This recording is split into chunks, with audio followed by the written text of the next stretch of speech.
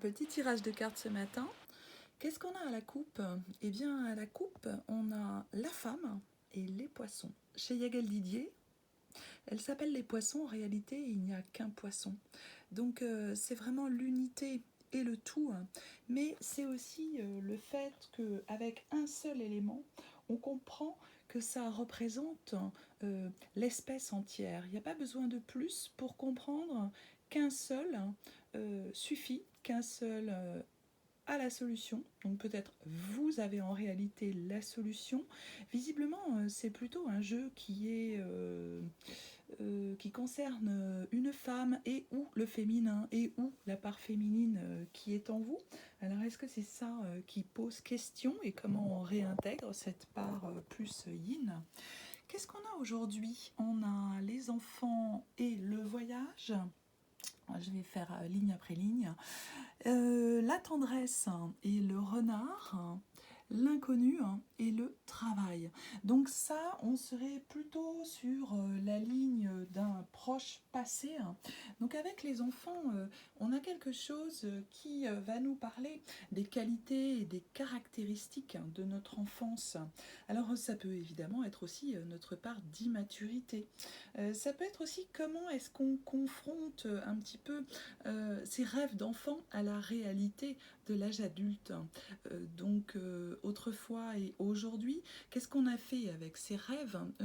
Comment on mène sa vie d'adulte aujourd'hui et comment on est un petit peu dans la carte des amoureux avec les enfants chez Yagel Didier qui a vraiment un tarot extraordinaire en termes de symboles, de références, extrêmement riche.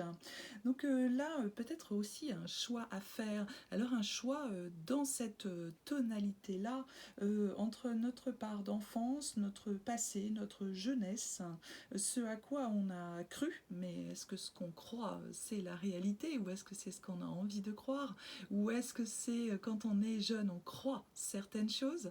En réalité, on ne peut pas vraiment croire étant donné qu'on est au tout début de quelque chose et qu'on n'a pas étayé ni ses émotions, ni ses ressentis. On n'était pas vraiment en état de croire en réalité. On ne peut vraiment commencer à croire qu'au fil de l'expérience et en gagnant en maturité. C'est aussi ce que nous dit la carte oracle de Yagel Didier dans le jeu du destin avec la carte du voyage. On nous parle de découverte et versus la dispersion. Attention à ne pas trop repartir en arrière. Attention à essayer de regarder les choses d'un œil neuf et surtout adapter à la situation, pas telle que c'était avant, mais telle que c'est au moment T, dans l'ici et maintenant. Avec le renard et la tendresse, on a évidemment le renard de la fable et l'habileté, la ruse du renard. Mais peut-être aussi, on a quelque chose qui nous parle de la carte du magicien dans les tarots de Marseille et également quelque chose de la fuite avec le renard qui est un peu terré à terre, qui essaye de ne pas se faire voir, qui essaye d'être vraiment au ras du sol. Et je rappelle donc, je redis bien, quelque chose de l'ordre d'une fuite. Attention à ne pas se fuir soi-même, attention à ne pas fuir son présent et son passé, attention à bien faire circuler les ressentis d'autrefois avec les énergies nouvelles.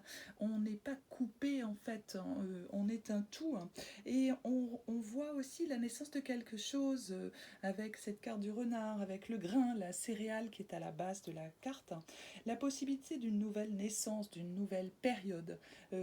C'est l'idée des saisons aussi. Ce renard, il se déplace de droite à gauche chez Yagel Didier. Donc on est un petit peu dans l'idée de partir de la raison vers l'instinct. On essaye de faire les choses adroitement, on fait attention à ne pas exercer sa trop grande spontanéité. Et dans le côté être malin, il y a aussi exercer sa patience, la lenteur et une observation. Avec la tendresse, on est sur la série des rouges, dans les oracles de Yagal Didier, dans les sentiments, l'émotion, et on est en début de jeu sur la première ligne. Donc, voir avec la douceur du passé également, avec une sorte de nostalgie, mais attention à la douceur qui endort et peut en fait davantage évoquer l'oisiveté, la nonchalance. Euh, D'autant que juste après, on a la carte du travail. Moi, j'aime bien appeler cette carte qui vous rappellera quelque chose. Et toi, tu creuses. Donc, on a les trois pelles, hein, la blanche, la noire et la dorée, les difficultés de celle qui est au centre, la noire. Aussi, le conscient, l'inconscient, le supraconscient, le subconscient. On a le potentiel, à la fois, on refuse encore un choix. On a un engagement, une direction qu'on connaît par ailleurs, mais on ne sait pas trop parce qu'on a peur de rentrer dans les compromissions. Alors attention de ne pas confondre hein, les compromissions et le compromis. On a la pureté du blanc et du noir et l'introspection, quelque chose qui est relativement clivé. On vous propose l'élévation avec la pelle dorée, la possibilité de faire un travail sur soi plutôt que de voir le travail de manière trop pragmatique, hein. D'essayer de vous reconnecter à ce qui, dans ce travail, vous ferait vraiment vous éclater, qui vous passionnerait, et d'aller vers une sorte de vision beaucoup plus élevée de ce qu'est le travail dans votre vie.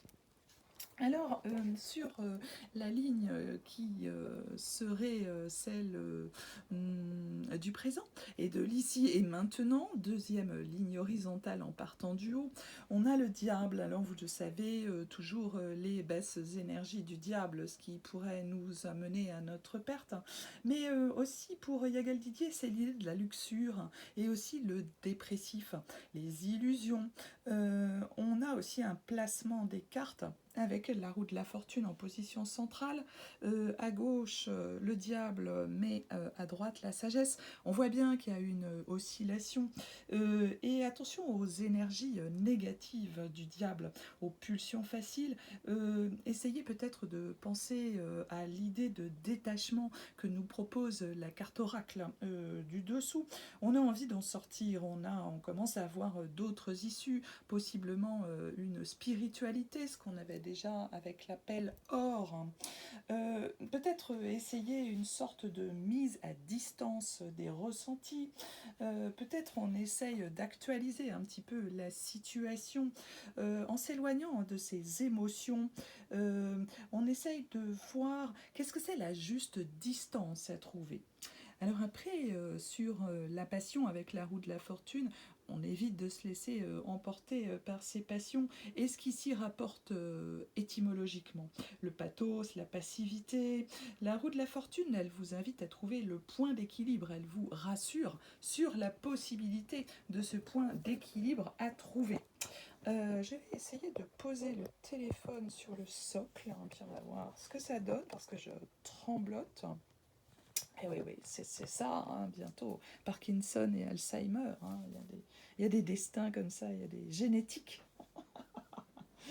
Non, j'en plaisante parce que c'est tout ce qu'il me reste malheureusement. La maladie de Crohn, c'est déjà très suffisant, je dois dire. Alors oui, on a aussi cette segmentation, la saisonnalité, la répartition de la roue de la fortune. C'est pas seulement ça va pencher d'un côté ou de l'autre, c'est aussi cette idée qu'il y a une organisation à trouver de l'ordre des saisons, de l'ordre de quelque chose qui va permettre de trouver une issue favorable hein, et donc une sagesse hein, avec la carte qui suit. Elle est assez liée à l'ermite, la carte de la sagesse, hein, au retrait actif, au savoir, à la connaissance. Chez Yagal Didier, c'est la carte spirit par excellence. Elle est également sur la raison. Donc on vous dit bien que c'est la voie possible et c'est vraiment le ressenti de ce jeu. On sait que on va choisir le raisonnable, la raison. Peut-être on n'y aurait pas pensé dans sa jeunesse hein, et peut-être on a l'impression de trahir trahir quelque chose de notre enfance, de notre vœu de la jeunesse. Mais oui, enfin, on était quand même en pleine expérimentation et immaturité à ce moment-là de notre vie.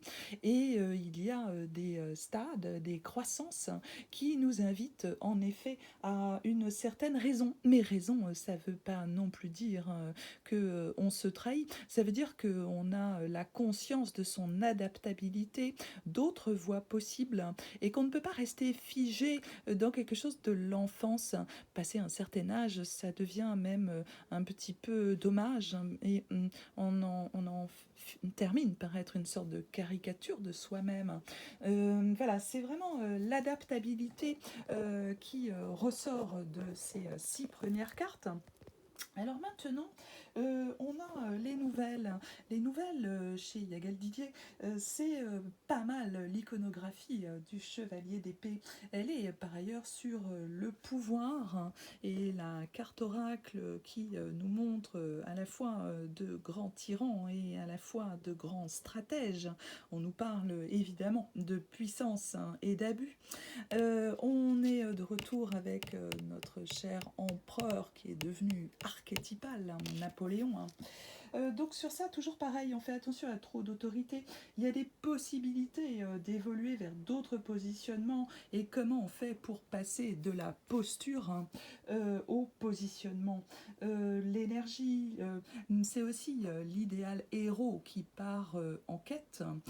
Quelque chose aussi du Saint Graal, forcément. Il se déplace de gauche à droite, du senestre au destre, du donc sinistre gauche à la dextérité, à la maîtrise. On retrouve aussi la possibilité d'un instinct juste, d'une rapidité. C'est aussi évidemment la notion de l'imprévu dans votre vie. Alors pas forcément les nouvelles, quelqu'un va vous envoyer un SMS, non mais enfin c'est pas trop ça quoi. En termes de développement personnel, hein, et de un peu mieux se connaître soi et d'essayer de voir quelles sont les forces et les faiblesses qui nous animent dans une journée ou dans une semaine. Ça peut guère aller au-delà en réalité. Nous ne sommes pas Dieu, nous ne sommes pas les forces invisibles, nous ne sommes pas le destin. Enfin, on en fait juste partie de manière modeste et sporadique. Permanence, impermanence. Donc voilà, sur ces cartes, on voit aussi qu'il y a quelque chose d'une nouveauté possible. Donc essayez de voir peut-être les choses sous un autre angle. Essayez de voir comment vous pouvez récupérer votre force juste, cette force vitale qui vous anime. Avec le lion, vous le savez, hein, on est toujours sur le lion en majesté, un petit peu trop d'ego, un petit peu trop de démonstratif, un petit peu trop de royauté visible, trop directement visible. Donc peut-être récupérer ses pleins pouvoirs, c'est aussi l'être transformé dans les principes alchimiques, hein, le lion. Hein. Attention évidemment à cette idée d'une trop grande performance, hein, que vous vous demanderiez, que vous vous imposeriez ou qu'on vous imposerait dans votre contexte. Hein. On fait attention à l'idée de défi, mais aussi à l'absurde, hein, de ce défi. Peut-être voir les choses de manière un petit peu différente sur la performance. Attention à la force stérile, mais aussi simpliste. Avec la justice qui arrive en carte, disons, de résolution, dernière carte sur ce qui est à venir dans les heures suivantes et ou les jours qui arrivent. Dans la justice, bien entendu, on a l'idée de l'équilibre. Elle est assez liée au karma chez Yagal Didier. Le sens profond de la vie, notre moi profond, se rassembler. Comment on est, nous, par rapport aux autres? Qu'est-ce que c'est notre rêve de gloire? On l'a avec la carte oracle du dessous. Donc l'idée de la postérité, de l'idée de la vanité. En réalité, tout ce jeu ne parle que d'une chose. où on en est avec ce qui a participé de nos rêves, qui nous a peut-être constitués jusqu'à un certain moment, et comment on fait pour continuer d'être soi en mettant de côté ce qui n'a pas abouti et auquel on continue de se raccrocher. Quelles ont été nos illusions, forcément liées à l'enfance, à l'adolescence, au premier âge de l'âge adulte, aux premiers âges, au premier moment de l'âge adulte. Et qu'est-ce qu'on en fait aujourd'hui? Qu'est-ce qu'on en a fait? Qu'est-ce qui s'est réalisé ou pas? Qu'est-ce qu'on peut encore réaliser? Qu'est-ce qu'il faut laisser de côté? C'est ce à quoi vous invite la carte de la justice et ce balancier à faire dans sa tête, à faire avec soi-même, peut-être en se repliant un petit peu dans un repli intéressant, dynamique, centré, pour essayer un petit peu de distinguer vers où on pourrait aller aujourd'hui. Sans oublier notre force de chevalier d'épée et de la carte des nouvelles, il y a quelque chose que vous êtes capable de faire bouger en réintégrant votre force de lion et en vous laissant guider par les saisons de la roue de la fortune, mais également une ruse bien utilisée du renard, également là encore l'idée des saisons, l'idée des moissons, l'idée de ce qu'on peut récolter si on sait faire attention à une sage répartition dans nos choix et également dans les constats qu'on va faire sur quelle a été notre évolution. Est-ce qu'on s'est un peu menti sur cette évolution? Est-ce qu'on a un petit peu enjolivé les choses? Est-ce qu'on était un petit peu immature? Eh bien, c'est fort possible. Et comment est-ce qu'on va réintégrer cette notion de travail? Quelle pelle on va choisir? Quel instrument? Quelle voie pour œuvrer de la bonne manière à notre développement? Comment y participer également en termes de développement quand on est inscrit dans le monde.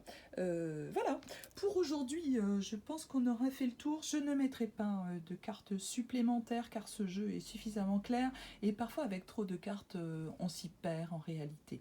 Je vous embrasse, je vous souhaite une très belle journée. J'ai souhaité faire ce tirage un jeudi, cela me parle totalement. Je dis. Je vous embrasse et essayez à certains moments de vous dire je dis, je décide, je prends ce choix, je suis acteur de ma vie. Ça me semble être la possibilité de cette journée et de cette fin de semaine. Je vous embrasse, à bientôt.